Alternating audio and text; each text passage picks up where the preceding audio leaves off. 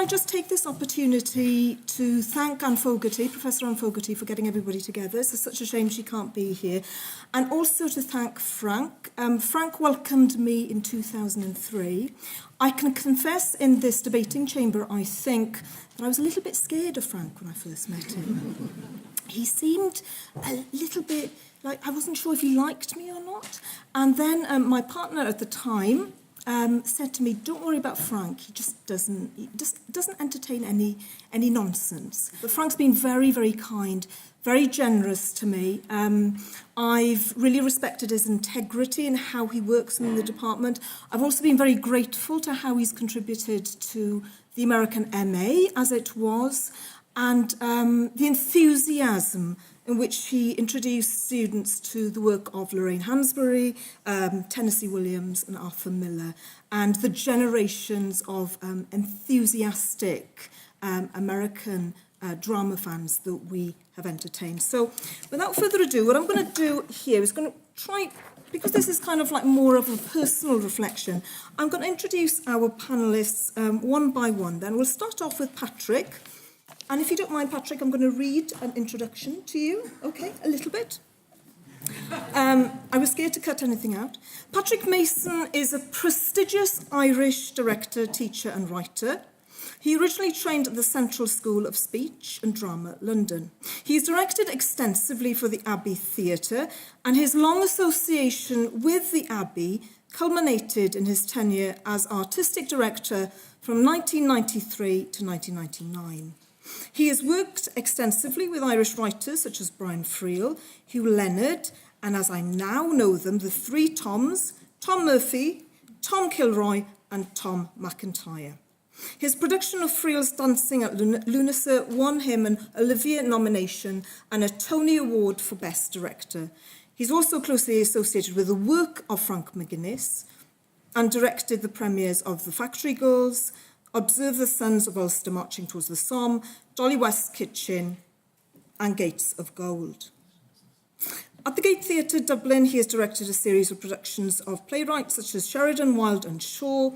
His opera work includes productions for Wexford Festival Opera, WNO or Welsh National Opera, and ENO, English National Opera. In 2000, he was awarded an honorary doctorate by TCD, Trinity College Dublin, in recognition of his contribution to Irish theatre. And I'm very glad to be able to say that UCD awarded him an honorary doctorate in 2013. Okay, thank you very much, and this is Patrick.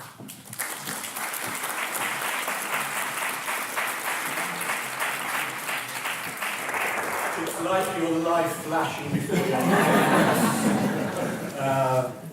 Good luck. It's a great privilege to be asked to be here today, and I've been feeling a whole mixture of emotions. Something like a funeral, and it's something also of a rebirth, a regeneration, which makes it a very theatrical occasion.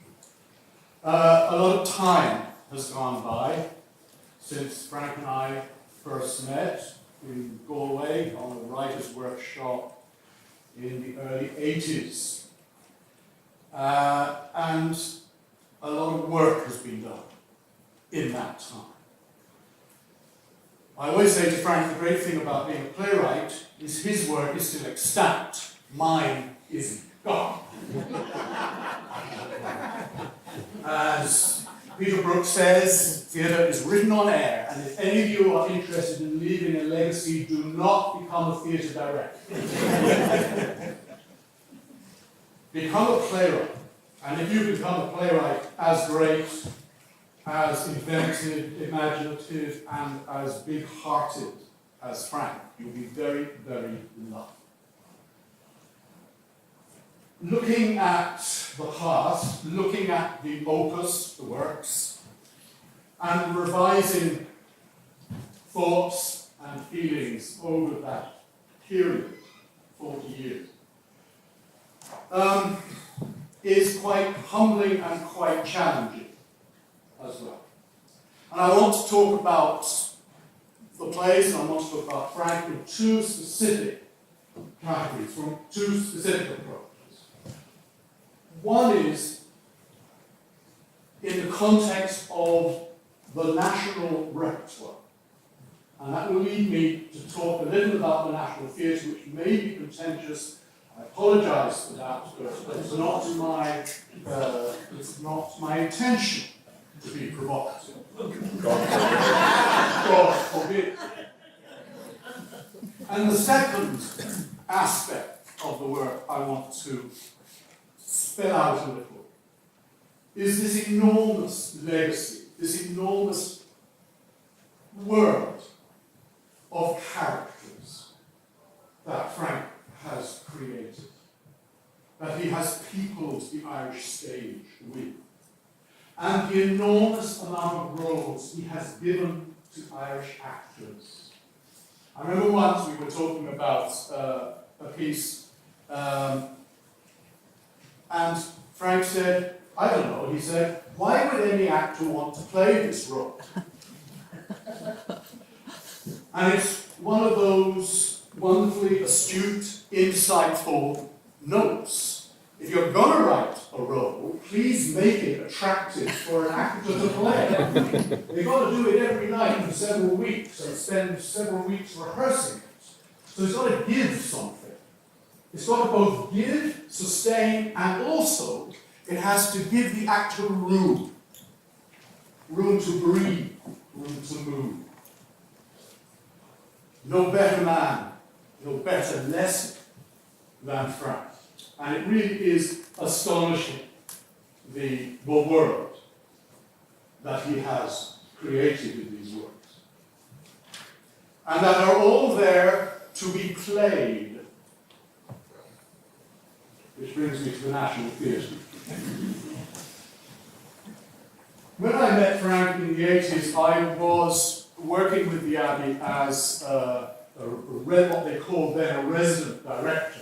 I was an in-house director, and I was particularly interested, because of my own personal tastes, in new writing, in working with playwrights, new playwrights. And the 80s, where they may have been economically a disaster and socially a disaster in many ways because of the economics of the island, there actually was an enormous richness of imagination and talent came through in a generation which included Frank, also Maria Carr, Neil Donnelly, Graham Reid, Bernard Farrell, and many others. And the hub, the centre of this activity, as it should be, was the Abbey Theatre, well, the Peacock Theatre, as the studio of the National Theatre. And central to this were two people, Joe Dowling, who was then the artistic director, and Sean McCarthy, who was then the script editor. And in the background, two other Toms, Tom Kilroy, a great script editor, and also Tomas McConnell, previous artistic director of the Abbey.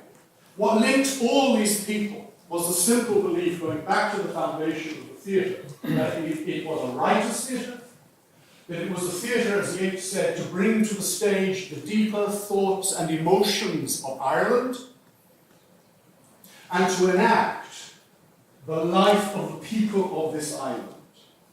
It's as simple as that. And Joe Dowling moved this centrally into his first term as artistic director.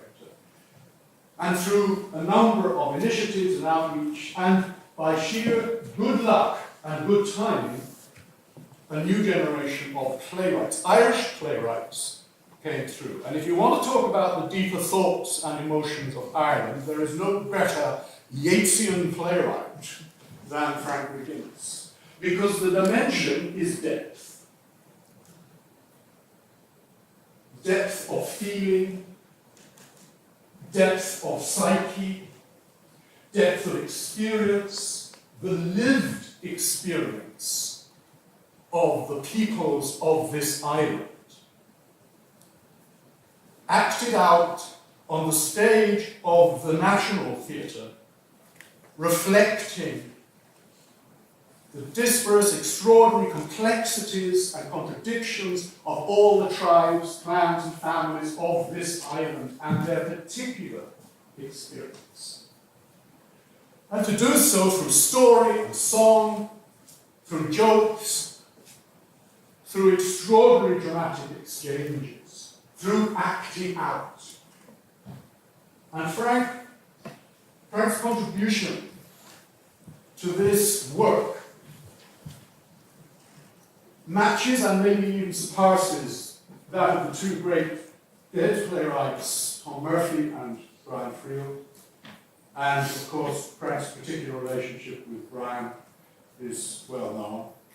And the way in which those writers talked to each other, their awareness of each other, their provocations of each other, is all part of the cultural texture that produces extraordinary flower. This repertoire is still there to be performed, and now to be provocative. It is now a year since Tom Murphy died, 2 years since Brian Friel died, and not one of their plays has been revived by the National Theatre of Ireland. Not one. That is profoundly unsettling. But the playwright wins. The plays are extant. And Frank's plays, here to be richly revived over the coming decades, stand against what is a temporary blip.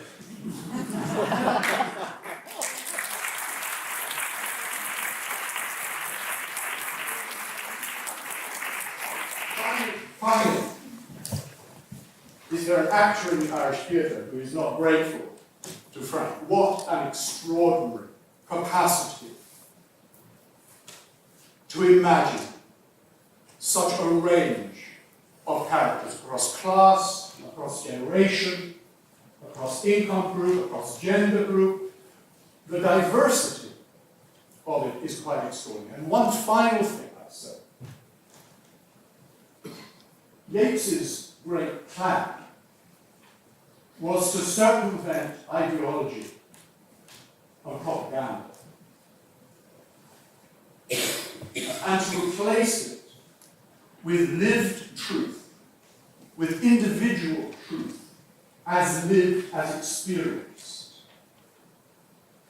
I think Frank has done exactly that.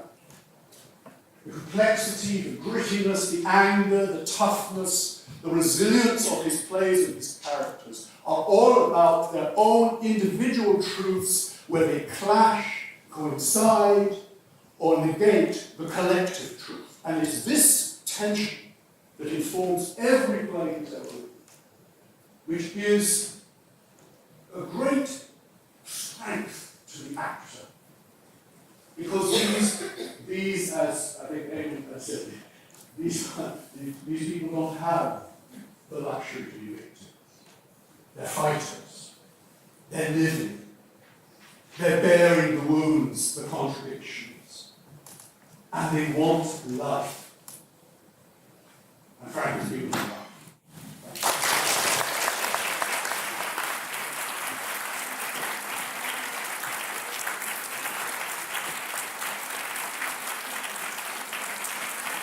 Thank you very much, Patrick. Next on is Joe Vanek. He's an acclaimed theatre designer.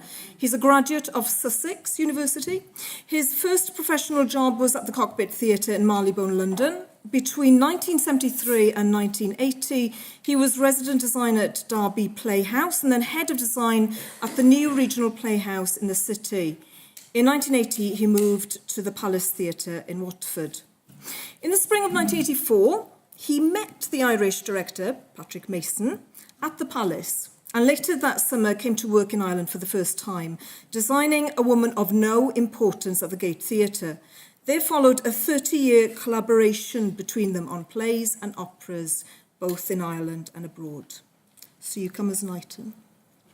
When Patrick Mason was appointed as artistic director of the Abbey Theatre in 1994, Joe became the director of design for 4 years. In 2006, Joe was appointed as design associate to the Wexford Festival Opera for 3 years. He has also designed for Opera Ireland, Opera Theatre Company, Opera Collective and the Cork Opera House. In the UK, also for English National Opera, Opera North, Welsh National Opera and the Buxton Festival. In November 2004, he designed the exhibition and co-authored the book Scene Change, 100 Years of Theatre Design at the Abbey Theatre. His work has garnered numerous awards in Ireland and in UK. So let me welcome Joe Vanek.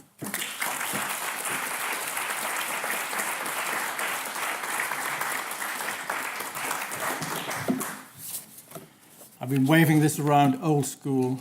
Don't worry, I'm not going to read all this out. Actually, one thing you didn't comment on is that 3 years ago, a book was published on my work by Gandon Editions called Irish Theatrescapes. And over the period that we were putting it together, I went cap in hand to ask many playwrights and people I'd worked with if they would write a piece for it. I was actually writing the book, most of it myself, but very happily many of them were prepared to put pen to paper. And of course, I went to Frank, and Frank wrote a very, very, very profoundly beautiful piece about my work in relation to Patrick and his plays.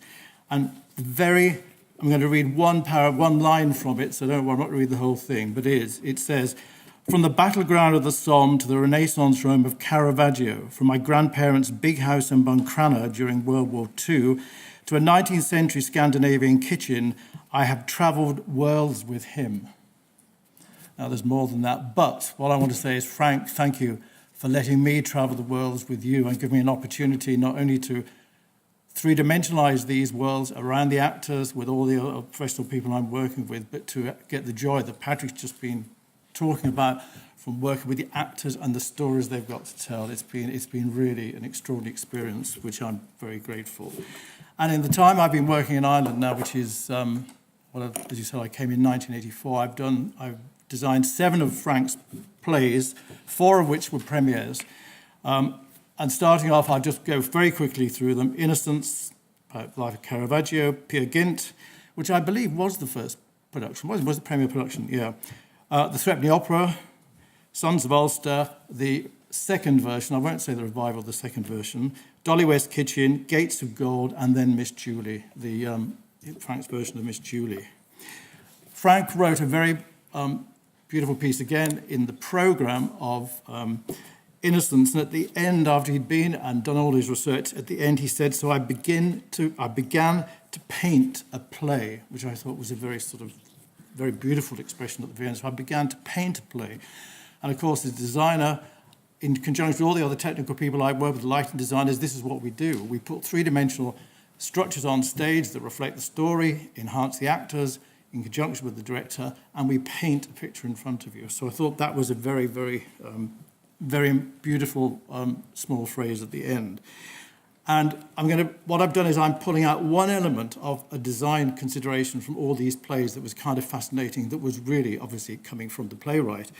And as far as Caravaggio is concerned, chiaroscuro lighting, which of course, if you know the paintings, the whole technique of directional light from one direction, Frank's script references continually combinations of setting up scenes again in terms of the dramatic context. So when Patrick and I were designing it and talking with Frank, and Mick Hughes, a fantastic lighting designer who sadly is no longer with us, we experimented with the whole idea of staging a production, lighting it all from one side of the stage. So the whole way in which it was conceived was stage right lighting, slots in the walls that the lighting came through, so threw everybody into the chiaroscuro lighting. So that was a fantastic challenge from that piece to emulate creating the paintings of Caravaggio in 3 dimensions using this light technique. And of course, we had to cheat at times because you needed to see the actors most of the time. So there was top lights, little lights coming in, but most of the time you would imagine, and indeed it was all lit from one side. So that was the big challenge of Caravaggio. Also, we mixed periods as well, which, It's very salty dialogue, and although it's set in the period, we put contemporary references in it in terms of objects and props. So it was a very interesting way of trying to make it contemporary and period at the same time. Okay, the next play we worked on was Peer Gynt. I've got all these are directed, everything is directed by Patrick except Miss Julie, so we've been in cahoots for, and incidentally, we are not an item. Just point that out.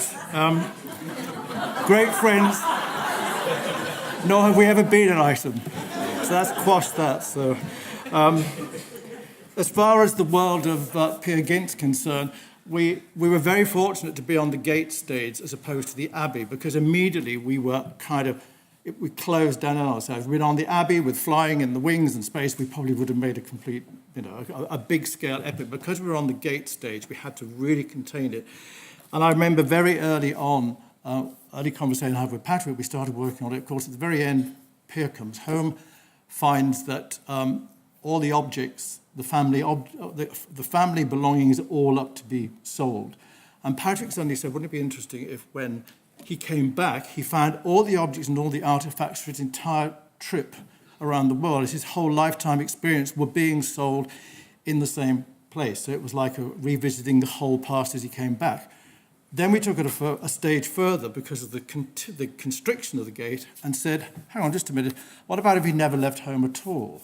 What about if we created a space that we kept on changing within it? It was actually so it was in his head. So he was doing all this travelling, all these experiences, accumulating all the objects as they appeared. So this is what we ended up with achieving by putting a focused, tight space in the stage, which was actually a wooden box, and then kept on dressing it in different ways. And each time a scene had finished, a prop was stored somewhere you could see it. So it built up and built up and built up. By the time we got to the end, the final moments, of course, when he meets the button moulder, all the objects from his whole story were around him.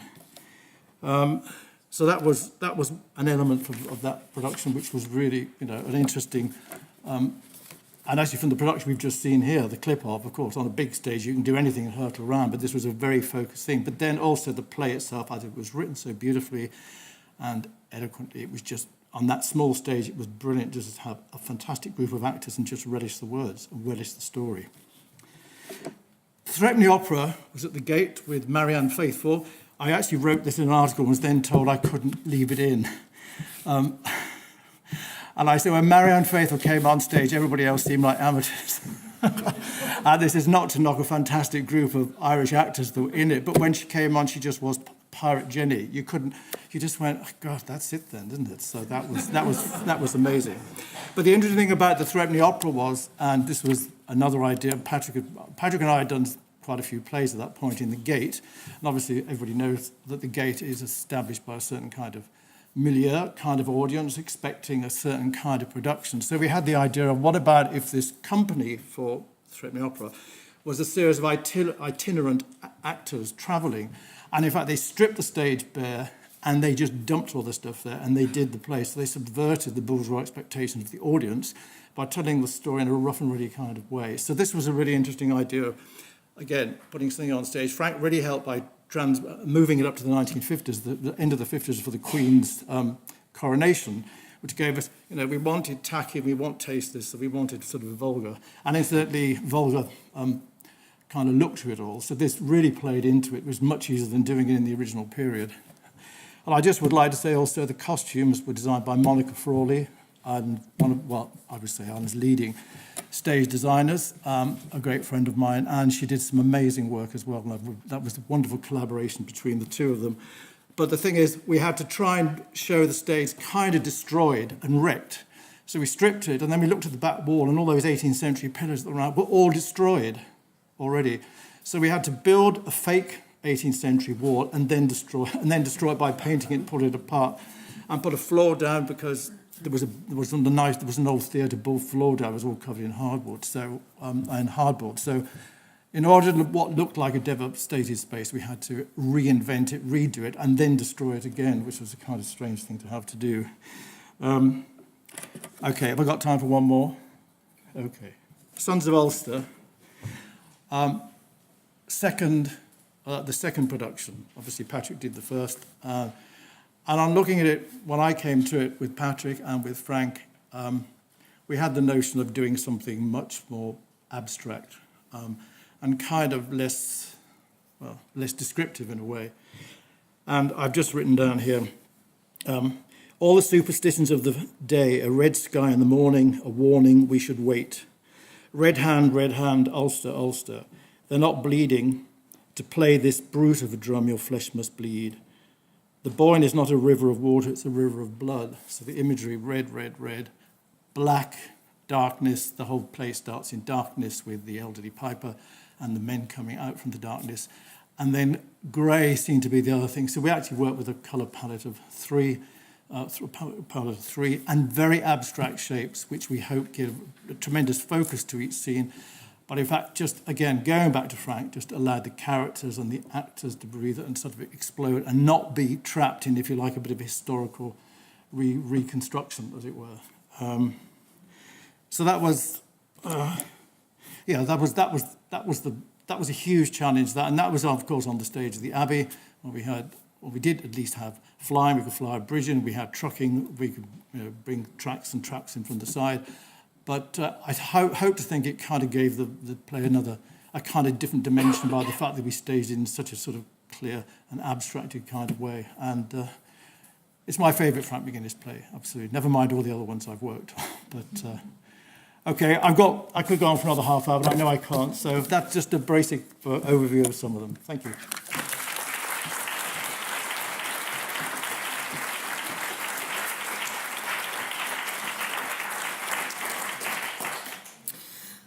The novelist and short story writer, Dr. Éilís Dhuibhne, is a graduate of UCD, where she studied pure English, then folklore. In 1982, she completed a PhD in folklore at UCD. She has worked in the Department of Irish Folklore and was for many years as a curator in the National Library of Ireland. We're also very happy to have Éilís here working for several years as a lecturer in creative writing at UCD, and she helped establish it here as well. She's a member of Áistreanar and the president of the Folklore of Ireland Society. She's also a prolific and award-winning author who has written 5 novels in English, including The Bray House, The Dancers Dancing, and Fox, Swallow, Scarecrow, and 6 acclaimed collections of short stories: Blood and Water, Eating Women is Not Recommended, The Inland Ice, The Pale Gold of Alaska, Midwife to the Fairies, and The Shelter of Neighbours. She has also written 6 novels in Irish, many fictions for children and several plays.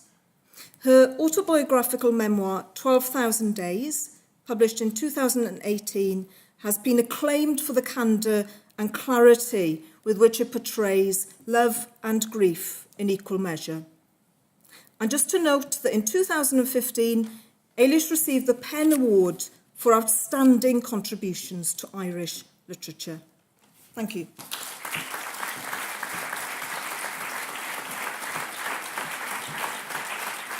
You've heard a very wonderful analysis of the Factory Girls, but I will open with a more personal analysis of it. The Factory Girls is a fast-paced, wisecracking, tragicomic play with a storyline, a strong social and political message, and subtle subtexts. By the standards of today, it has a large cast, 7 characters. They don't tell their own stories, they interact. In other words, in form, it's a traditional, lively drama. But it's unusual. It was unusual in more ways than one. In the first place, 5 of the characters are women, and they have the main roles. The 2 men in The Factory Girls have tiny parts. Secondly, it's set in a relatively unusual location for an Irish play, I think it's true to say. Not the living room or garden of a stately home or the kitchen or living room of a little house, but a workplace. Most of us spend most of our lives in a workplace, but relatively little Irish drama or fiction actually mirrors this reality. I think that's true to say as well. Thirdly, The Factory Girls has a subtle LGBT theme, which I don't think was recognised at the time, but which is clear to anybody reading or observing the play today. As you remember, it deals with the threat of redundancies and short-week contracts to women working in a shirt factory in a Donegal town, and with their attempts by staging a sit-in to protest against and stop the change. I think it ends ambiguously, but they more or less fail. So the play charts real history in Donegal, where the textile industry, first linen, then shirts, then fruit of the loom, collapsed, creating unemployment, forcing emigration, creating the forgotten and oppressed society which Donegal sees itself to be. I quote from the play. We ring Andy Bonner at the union. He thanks us for ringing. I can't do a Donegal accent. He thanks us for ringing, and he rings Dublin. Dublin says, where? Donegal? Donegal? Dublin gets a map of Ireland, looks for Donegal. Jesus, that's it. The jiggledy-piggledy bit at the top of the country. They think we dropped off years ago. The play predicts the sad future in store for Donegal. Not much has changed, or it's changed for the worse in 40 years. If I mention to a Dubliner that I'm going to Donegal, a still quite common response is, God, that's very far away, as if I were going to the North Pole or somewhere. They never say that about Kerry, which is where I also go, and which is actually considerably farther away than Donegal. Distance is in the mind as far as space and time are concerned. Well, now I say it doesn't seem long since I saw the play during its first run in the Peacock in March 1982. Actually, it does seem, I just wrote that, but it does seem quite long. However, I remember sitting in the theatre with a group of friends who were also Frank's friends, mostly women. I don't actually remember who they all were, but they probably included Catherine Fahey, Catherine Redmond, Catherine Bunyan, and a few other Catherines. There were a lot of Catherines in Frank's life. I'm not a Catherine, but Catherine and I have been friends since 1972. I'm representing the oldest stratum of Frank's friends here, I think, apart from, of course, possible exception of his brother and family. I've known him for a very long time. We were classmates here in Belfield, both studying what was then called pure English in Group 4. Group 4, as it was constituted in 1972, between 1972 and 1974, when we graduated, consisted of 7 girls, 1 Catherine and various others. I think 1 or 2 of them might be here. Yeah, Éilís Dhuibhne, and 1 boy, Frank.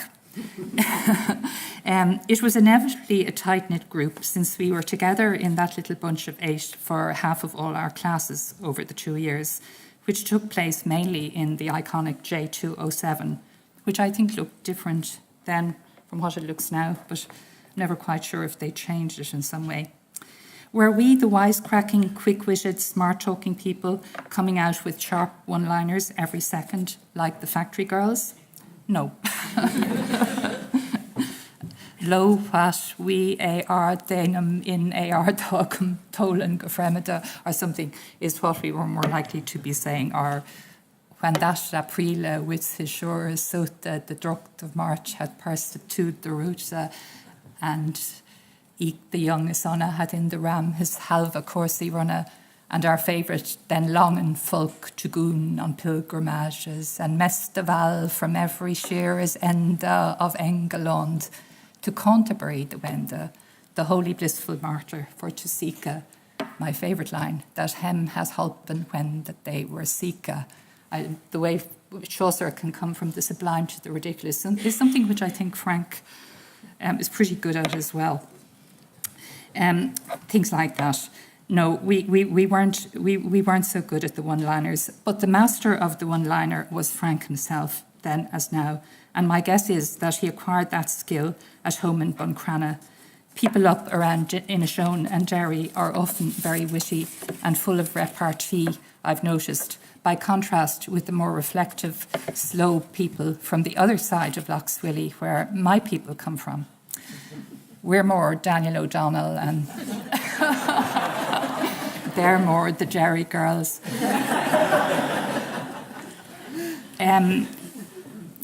I wasn't a particularly friendly student in 1972. I had my own little subgroups and concerns in UCD. I got to know Frank in third year when we found out that we were both writers.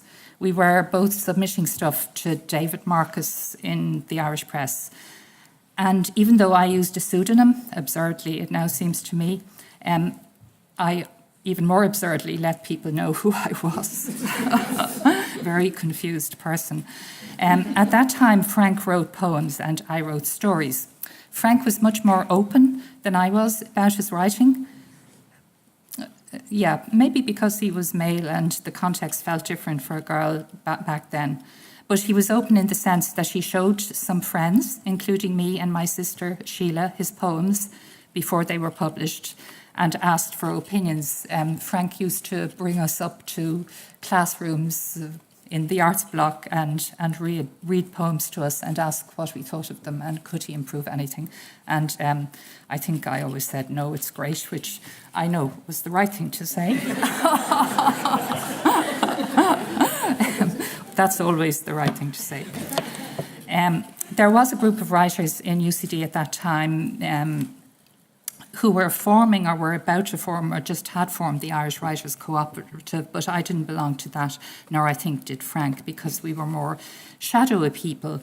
We were from the Lake of Shadows, after all, which some people call Lough Swilly, but I'm not sure who. My mother, aboard Fáilte in 1950. Anyway, Frank really was from Donegal, from Buncrana, and I thought I was from Donegal, even though I wasn't. I was actually from Dublin. But my father came from Glenvar, and when I was a teenager, I was in love with the place, and I wanted to be from Donegal, which is probably quite an unusual aspiration. Anyway, it meant I understood Donegal. So we had that in common, and we had something else in common. We were not middle class, like most of our colleagues, our fellow students in UCD. Frank and I were both beneficiaries of the student grants, which had been introduced in the late 1960s. And I think this meant we were to some extent on the margins, or felt ourselves to be. Frank, of course, plunged into Dramsoc, where you can't be on the margins, but we weren't going to be stars of the LNH or even of the English Lit, where you needed a certain kind of bourgeois confidence to make your mark, it seemed to me. And you had to arrive in college with that confidence in place because everything moved quite fast as soon as you got there. The margin, though, is the best and indeed the most usual spot for a young writer to be. Frank, I think, drew on this marginality, his knowledge of working class life, and his realisation that great relationships are forged in what we could call the workplace, places, factories, building sites, offices, schools, universities, armies. Some of Frank's plays are family-based, but some are located in the workplace. Frank, as he has said on various occasions and in the introduction to the Faber selected plays, was inspired to write The Factory Girls by his mother and her workmates. His mother worked in a factory. And I suspect that the Factory Girls, his fast-paced and perhaps his most radical play, one of his most radical plays, owes something as well to his experience with a group of very unradical, polite, quietly spoken girls in UCD in the early 1970s, namely Group 4. Thank you.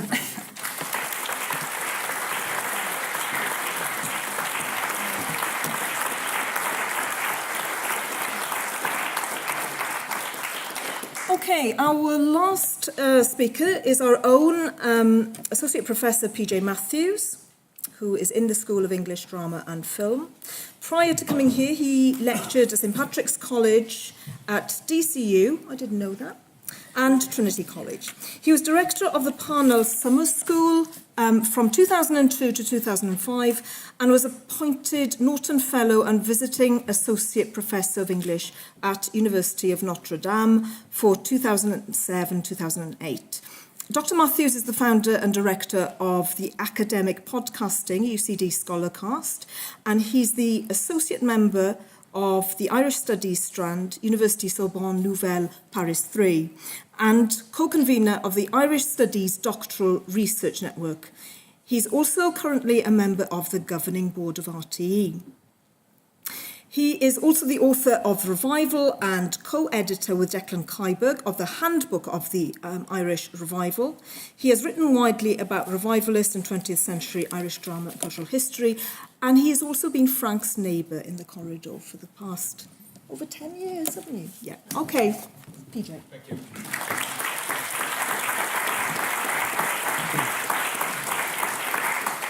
Thank you, Nerys. I have 8 minutes to talk about Frank McGuinness. I should have written a poem. An epic poem, of course. It's been a great blessing to know and work with Frank McGuinness during my time at UCD. Over the last years, I've known him as a playwright and artist, as a colleague, as Nerys says, as my next-door neighbour in office terms, a co-teacher, a confidant, a collaborator, an advisor, and a merrymaker, and the best and most generous of friends any person could be lucky enough to have. Frank's career and achievements are immense and monumental. The range and breadth of his creative output is quite simply staggering, as testified by our colleagues earlier this afternoon in the first panel. He's the complete writer, daring, inventive, restless, always breaking new ground. There is a recklessness to his work that we can put down to what he might call himself sheer bloody neck. However, to begin with, it's really Frank as a colleague that I'd like to remember at the outset. So when I was appointed to the UCD School of English in 2004, I was excited and, truth be told, a little awestruck to know that Frank would be a colleague. What's more, it turned out that we would be next-door neighbours in that little enclave in J2, adjacent to our Centre of Operations J208. Over time, Frank and myself would co-teach a number of theatre courses on the MA in Anglo-Irish Literature and Drama, one of the most stimulating and satisfying collaborations during my time at UCD, and I'd like to think that our particular concerns and strengths complemented each other. Both of us interested in theatre in all its creative potentials as a form, but also in its impact in the real world as an agent of change and even revolution. Both of us coming at those questions from different directions, but meeting happily somewhere in the middle. Looking through some old files the other day, I found a course description written in Frank's distinctive handwriting from a number of years back, which reads as follows. This course examines key texts in the history of Irish drama. Each play represents a decisive shift in the perception of what Irish dramatists could achieve on stage. The course sees the development of Irish theatre as a series of revolutions rooted in the changing craft and politics the writers created in their work to produce a body of destabilising and subversive texts, imagining and reimagining their society and its crisis of identity, belief, and sexuality. An unashamedly author-centric view of the world, I think you will agree, but how could it be any other way? If anything, this course description captures the legendary clarity and incisiveness of his teaching as informed by his own art and stagecraft, as testified to by generations of former students so blessed by the unforgettable and transformative experience of a Frank McGuinness seminar, many of whom are in the room this afternoon. Over the years, Frank and myself have cooperated on a number of projects, initiatives and events, and I've no doubt that countless colleagues in UCD English Drama and Film, in the wider university and in institutions further afield will attest to the same. Frank has been and remains one of the most generous colleagues with his own time and has over the years accepted with courtesy and humility countless invitations to write commissioned essays, speak at conferences, festivals and symposia, give public interviews, launch books, write prefaces and introductions to other people's work with generosity and goodwill. Most recently, I'm grateful to Frank for speaking as guest writer at the Yeats Winter School in Sligo, and I'll always be grateful to him for agreeing to record one of the earliest podcasts for UCD Scholarcast. I'm in no doubt that his contribution at an early stage helped build crucial momentum for such a fledgling initiative over a decade ago. And I know that many of us in the room, academics, writers, actors, directors, could tell of similar selfless interventions that Frank has made on their behalf over the decades. outside of the public domain, Frank has given generously of his time to intense and sincere feedback on scholarly and creative work to students and writers alike. Frank's work has been performed on many of the great stages of the world, as we've seen earlier. He's won countless distinguished awards and honours, and he's constantly in demand as a high-profile guest at important events and ceremonies. Yet anyone who knows him or has worked with him will know that he is a person of immeasurable humanity and generosity. The lessons of the Buncrana shirt factory were not lost on him. He values hard graft and honest reward for honest endeavour. He knows the incredible privilege it is for people in our professions to make a living in the realm of culture and ideas, and he can't abide it when opportunity is wasted. In dealing with students, he is exacting, yet always kind, and more than most is attuned to the material struggles that many face. And I would extend that to budding writers and actors too. I know for a fact that he has quietly and often anonymously helped ease the burden of emerging scholars, writers, and performers. His table is great, and his legendary hospitality is unsurpassed. I think that's one of the reasons why I always think of Frank McGuinness when I read J.M. Synge's great description of the art of theatre. Synge writes in his preface to The Tinker's Wedding, "We should not go to the theatre as we go to a chemist's or a dram shop, but as we go to a dinner where the food we need is taken with pleasure and excitement." The theatre, as Frank's work demonstrates, should be an experience of nourishment and pleasure, like a fine meal shared among friends, not a dreary diet of medicines and vitamins to be taken on prescription. This is engaged creativity at its most finely balanced. Too much of the engagé can kill the creative impulse, while a full surrender to the aesthetic impulse can lead to irrelevance and elusiveness. Frank's Observe the Sons of Ulster Marching Towards the Sun is a supreme example of the theatrical balance that Synge advocates. Although grounded in historical fact, as a play it represents a supreme achievement of the imagination on the part of its author. In a dark era of murderous conflict, when a northern peace process might have seemed like an impossible dream, Observe the Sons challenged prevailing stereotypes of Ulster Protestantism widely held within Irish nationalism, and urged outsiders to observe the complexities of a culture hitherto ignored and demonised. At the same time, a revisionist impulse within the play asked difficult questions of the collective Ulster Protestant psyche. Almost a decade before the signing of the Good Friday Agreement, Observe the Sons created in its very existence an enabling moment of cultural rapprochement far ahead of its time. In the same manner, in its queering of the stage, it forged an uncreated conscience of sexual diversity, showing us how we could be and live differently, 3 decades in advance of the marriage equality referendum of 2015. On a day like today, when we mourn the unquenchable loss of Lyra McKee, a writer who worked to promote tolerance and transcend division, we turn again to Frank, a kindred spirit and fellow pioneer, and to his work, which always confronts bigotry, ignorance, cruelty, selfishness, and brutality by standing on the side of humanity, tolerance, bravery, solidarity, tenderness, and love.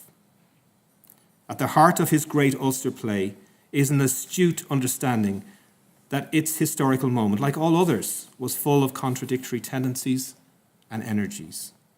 In Ireland, like elsewhere in Europe, it was a time when radical ideas of individual liberty and sexuality were bursting to the fore to challenge older certainties. Yet it was also a period marked by a bellowing enthusiasm to express tribal loyalties, to gather around the flag as divisions between orange and green became more pronounced. It is this tension between the precarious audacity of self-creation and the mollifying security of groupthink that Frank brilliantly explores. Like all the best artists, much of Frank McGuinness's genius lies in his foresight, in a consciousness acutely tuned to the latent possibilities of social change. Observe the Sons of Ulster helps us to navigate the real world by imagining it differently. More than 3 decades after the original production of this extraordinary play at the Peacock Theatre in Dublin, we are still catching up with the lessons it contains and turning to it for comfort. Thank you very much.